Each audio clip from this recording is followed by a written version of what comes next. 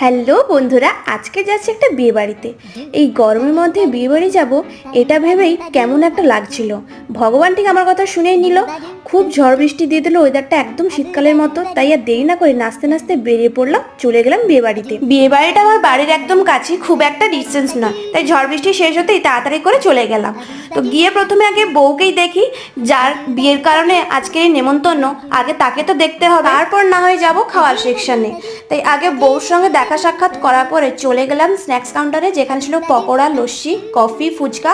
তো লস্যিতে ছিল choco syrup, যেটা দেখে আমি দৌড়ে চলে গেলাম আনতে। আর বেশি কিছু খেলাম না, রাত যেহেতু হয়ে গেছে, তাই চলে গেলাম একদম মেন কোর্সে। তো খাওয়া দাওয়া তো শুরু হয়ে গেল, সেদিকে দেখলাম বরমশাই চলে এলো, তাই একদম সামনে বসেছিলাম। তাই বরমশাই একটা ভিডিও করলাম, তো তারপর আমি আমার খাওয়া কন্টিনিউ করতে থাকলাম। তো একদম খাওয়া দাওয়া শেষ করে আইসক্রিম নিয়ে চলে গেলাম বরমশাইয়ের সঙ্গে দেখা করতে। তোমরা ততক্ষণে চ্যানেলটাকে সাবস্ক্রাইব করে দাও। দেখা হচ্ছে নেক্সট ভিডিওতে। আজকের মতো টাটা। ভালো লাগলো অবশ্যই লাইক